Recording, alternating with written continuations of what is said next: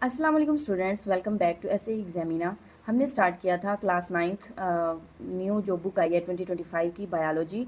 उसका जो है सेकंड लेक्चर है। फर्स्ट लेक्चर में हमने पढ़ा था बायोलॉजी एंड इट्स ब्रांचेस। आज हम पढ़ेंगे relation of biology with other sciences. देखिए, बायोलॉजी का मतलब क्या है? जानदारों का मुतालिया करना। तो जो जानदार हैं, चाहे प्लांट्स हैं, एनिमल्स हैं, माइक्रो ऑर्गेनिजम्स हैं, ये अकेले नहीं होते। इनके अंदर या इनके इर्द गिर्द कुछ हो रहा होता है। अब उन चीज़ों को समझने के लिए हमें दूसरी साइंसेस की मदद लेनी पड़ती है। इसीलिए बायोलॉजी जो है क्लोजली लिंक्ड होती है नेचुरल साइंसेस जैसे कि केमिस्ट्री है, फिजिक्स है एंड अर्थ साइंसेस। देखिए, these connections help us understand life processes. ये जो इस बायोलॉजी का दूसरी नेचुरल साइंसेस के साथ लिंक है या कनेक्शन है, वो हमारी हेल्प करता है लाइफ प्रोसेसेस को समझने में और एनवायरमेंटल इंटरेक्शंस में, यानी कि माहौल के ताल्लुकात and the complexities of living organism, और जितनी भी पेचीदगी जानदारों में पाई जाती है। The following are few example of how biology is connected with other sciences. ये कुछ एग्जाम्पल्स उन्होंने दिए हैं जिसमें उन्होंने कहा है कि ये जो एग्जाम्पल्स हैं इसमें देखेंगे कि किस तरह बायोलॉजी जो है नेचर साइंसेज के साथ या बाकी जो फील्ड्स हैं उनके साथ लिंक्ड है। सबसे पहले हमारे पास है biochemistry. Biochemistry is the study of the structure and reaction of different chemical substances present in living system. देखिए, ये एक कम्बिनेशन है, ये मजमुआ है बायो का और केमिस्ट्री का, यानी बायो लाइफ और केमिस्ट्री मीन यानी कि केमिकल रिएक्शंस चल रहे हैं। देखिए, बायोकेमिस्ट्री के अंदर जो है जानदार, उनके अंदर जितने भी केमिकल रिएक्शंस हो रहे थे हम उनका मुतालिया करते हैं। केमिकल रिएक्शंस कई तरह के हो सकते हैं, जैसे मेटाबॉलिक रिएक्शन होते हैं, कहीं पे चीज़ें बन रही हैं, कहीं पे चीज़ें ब्रेक डाउन हो रही हैं। ठीक है, तो ये सारी जो चीज़ें हैं हम बायोकेमिस्ट्री में पढ़ते हैं।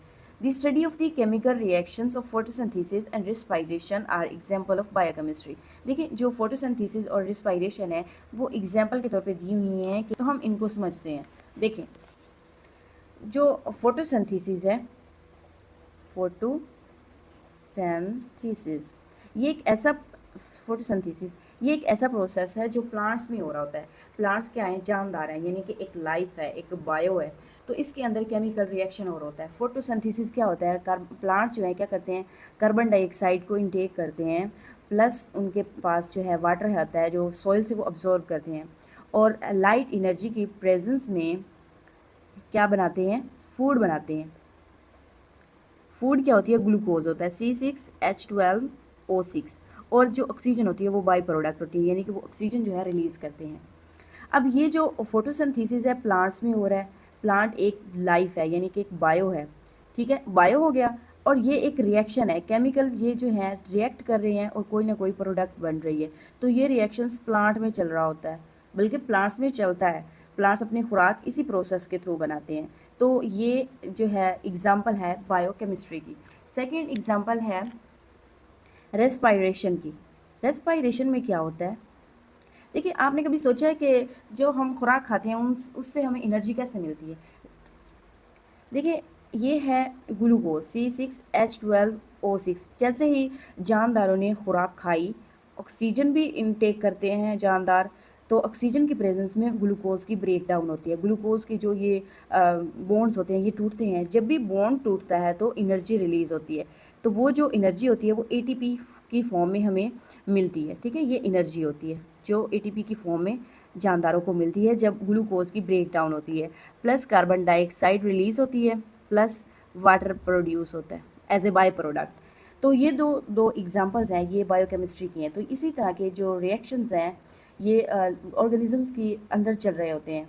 अब देखिए, इनके अलावा भी प्रोसेसेस हैं जो हो रहे होते हैं। यहाँ पर जो है एग्जांपल्स फोटोसिंथेसिस और रेस्पिरेशन की दी गई है। Biophysics it deals with the study of principle of physics, यानी कि बायोफिजिक्स के अंदर हम उन असूलों को पढ़ते हैं, फिजिक्स के वो कानून पढ़ते हैं जो किस चीज़ पे अप्लाई होते हैं? बायोलॉजिकल प्रोसेसेस पे। For example, biophysics we study the rules of lever. देखिए, एक लीवर होता है LIVER लीवर, और एक होता है LEVER लीवर। वो जो LIVER लीवर है वो ऑर्गेनिजम्स का एक ऑर्गन है। ठीक है, और ये जो लीवर है ये एक ऐसी मशीन है जो किसी भी चीज़ को उठाने या हरकत देने में हेल्प करती है। अब ये जो रूल्स ऑफ लीवर है ये एक ऑर्गेनिजम्स के अंदर जो मसल्स हैं, मसल्स, बोन एंड जॉइंट्स, उन पर इसके कानून कैसे लागू होते हैं, चलिए एक डायग्राम के थ्रू मैं आपको समझाती हूँ। यहाँ पे देखें लीवर मशीन है। लीवर मशीन के 3 पार्ट्स होते हैं। फलक्रम जिसके गिर्द लीवर घूमता है। एफर्ट, एफर्ट वो जो होती है जो फोर्स या जो जोर हम लगाते हैं किसी भी चीज़ को हरकत देने में। तो लोड जो होता है वो चीज़ होती है जिसको हम हरकत दे रहे होते हैं, ठीक है। इसी लीवर के तहत हमारी बॉडी कैसे, हमारी बॉडी में बोन्स और मसल्स और जो जॉइंट्स हैं वो काम करते हैं।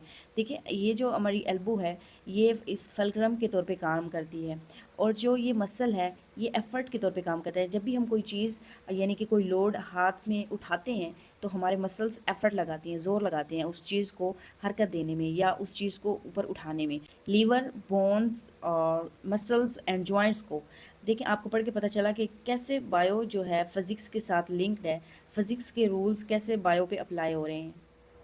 Computational biology. इन कंप्यूटेशनल बायोलॉजी साइंटिस्ट क्या करते हैं, यूज़ करते हैं मैथमेटिकल मॉडल्स का, मैथमेटिकल मॉडल का इस्तेमाल करते हैं, एल्गोरिदम्स का and computer simulation to understand biological system and relationships. देखिए कंप्यूटेशनल बायोलॉजी के अंदर मैथ और कंप्यूटर का इस्तेमाल किया जाता है। ये एल्गोरिदम्स क्या होते हैं? एल्गोरिदम्स कोई किसी भी चीज़ को समझने के स्टेप्स होते हैं। मैं इसका आपको समझाती हूँ आसान मिसाल देकर। मिसाल के तौर पर आपने एक चाय बनानी है। चाय एक ऐसा प्रोसेस है जिसमें आपने स्टेप बाय स्टेप जाना है। देखिए सबसे पहले आप पानी को बॉयल करते हैं, पानी के अंदर चाय पत्ती डालते हैं, फिर उसके अंदर शुगर ऐड करते हैं, फिर मिल्क ऐड करते हैं। मिल्क ऐड करने के बाद जो है आप उसको 2-3 मिनट के लिए पकने देते हैं, फिर आप उसको छान लेते हैं। तो ये चाय बनाने के जो हैं क्या थे, स्टेप्स थे। ये चाय बनाने का एल्गोरिदम था। तो कंप्यूटर स्टिमुलेशन क्या होता है? कंप्यूटर स्टिमुलेशन ये होता है कि जिस तरह आपको कंप्यूटर पर एक ऐसी चीज़ दिखाई जाए जो रियल, आपको रियल लगे देखकर। जिस तरह आप गेम्स खेलते हैं, गेम्स में आप देखते हैं कि आप गाड़ी चलाते हैं, ठीक है, होती तो वो गेम है लेकिन आपको ऐसा लग रहा होता है कि वो रियलिटी है। तो ये सारी चीज़ें जो हैं हम कंप्यूटेशनल बायोलॉजी में पढ़ते हैं। देखिए आपको एनिमेशन मिल जाएंगी, एनिमेटेड वीडियोस यूट्यूब पर आप देखेंगे कि किस तरह जो है जो एक मिसाल के तौर पर अगर हम बेसिक यूनिट ऑफ लाइफ लेते हैं यानी कि सेल को एनिमेटेड वीडियो के थ्रू आपको कंप्यूटर पे अगर दिखाया जाए तो आपको ऐसे लगेगा जैसे कि ये रियल है। तो ये इस तरह अगर हम देखें एनिमेटेड वीडियोस जो होती हैं, अगर हम देखें तो हमारी जो अंडरस्टैंडिंग है वो बढ़ती है, यानी कि हमें चीज़ों की ज़्यादा समझ आती है। तो बायोलॉजिकल सिस्टम्स और उनके रिलेशनशिप देखने के लिए हम मैथ और कंप्यूटर का इस्तेमाल करते हैं। It involves analysing biological data. It involves, इसमें शामिल होता है क्या, तज्जिया करना, बायोलॉजिकल डाटा का तज्जिया करना, सच है sequence of amino acid in A protein. देखिए जो प्रोटीन का प्राइमरी स्ट्रक्चर होता है ना वो अमाइनो एसिड की स्ट्रेट चेन होती है।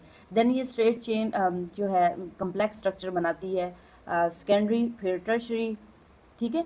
तो अगर हमने देखना है कि sequence of amino acid protein के अंदर क्या है तो हम कंप्यूटर पे इजीली देख सकते हैं। Biogeography, it deals with the study of the distribution of living organisms. देखिए बायोजियोग्राफी के अंदर हम जो ज़िंदा चीज़ें हैं यानी कि जैसे पौधे हैं, जानवर हैं, ये किस जगह पर पाए जाते हैं in different geographical regions of the world के डिफरेंट रीजन्स के अंदर, ये हम बायोजियोग्राफी में पढ़ते हैं। देखिए हर जो जानदार है, चाहे प्लांट हो, एनिमल हो, उसका एक ख़ास एनवायरनमेंट होता है जिसमें वो सर्वाइव करता है। अगर उसका वो एनवायरनमेंट चेंज कर दिया जाए तो हो सकता है उसकी डेथ भी वाक़या हो सकती है।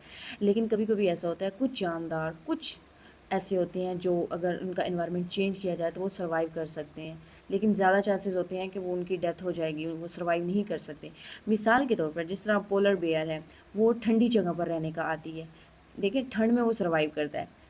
और जैसे ही उसको किसी और एनवायरनमेंट में या किसी और रीजन में लाया जाएगा, जैसे हम नॉर्मल रीजन है या कोई हॉट रीजन्स में, तो वहाँ पर वो सर्वाइव नहीं करेगा, पोलर बेयर की डेथ हो जाएगी। अगर दूसरी तरफ इसकी एग्जांपल देखें, जैसे डेजर्ट में एक प्लांट है, उसका नाम है कैक्टस। जो कैक्टस है वो उसी एनवायरनमेंट में सर्वाइव करेगा, यानी डेजर्ट में जहाँ पर सरा है, क्योंकि वो उसकी जो है अडेप्टेबिलिटी जो है वो ये है कि वो कम पानी में भी सर्वाइव कर सकता है। तो बायोजियोग्राफी के अंदर हम ये चीज़ें पढ़ते हैं कि जो लिविंग ऑर्गेनिजम्स हैं वो किस एनवायरनमेंट में रहते हैं और वहाँ पे वो क्यों रह रहे हैं, इसकी कोई ख़ास वजह है। The influence of climate change on the distribution of organisms is also studied in biogeography. और दूसरी जो चीज़ हम देखते हैं कि जो क्लाइमेट चेंज है उसका ऑर्गेनिजम्स की डिस्ट्रीब्यूशन पर क्या असर होता है। Biostatistics, it deals with the principal of statistics to analyse and interpret data related to living organisms.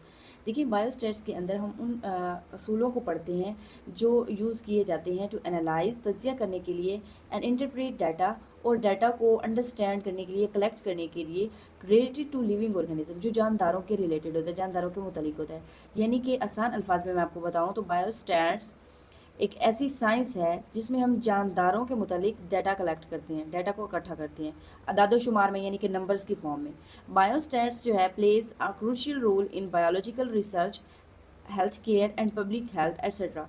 Biostats जो है बहुत इंपॉर्टेंट रोल प्ले करती है रिसर्च के लिए, रिसर्चर इसको यूज़ करते हैं, health care and public health वगैरह। देखिए मैं आपको एक मिसाल देकर समझाती हूँ। मिसाल के तौर पर हम ये देखते हैं कि कितने लोग हर साल डेंगू से बीमार होते हैं, किस एज के लोग ज़्यादा बीमार होते हैं, और फिर ये देखते हैं कि कौन सी वैक्सीन सबसे ज़्यादा असर करती है। इन सब का जवाब किसके पास है? बायोस्टैट्स के पास है। बायोस्टैटिक्स के ज़रिए हम इन सब बातों का जवाब मिलता है। यानी जब डॉक्टर या कोई साइंटिस्ट जो है नंबर के ज़रिए हेल्थ का एनालाइज करते हैं तो वो बायोस्टैटिस्टिक्स होती है।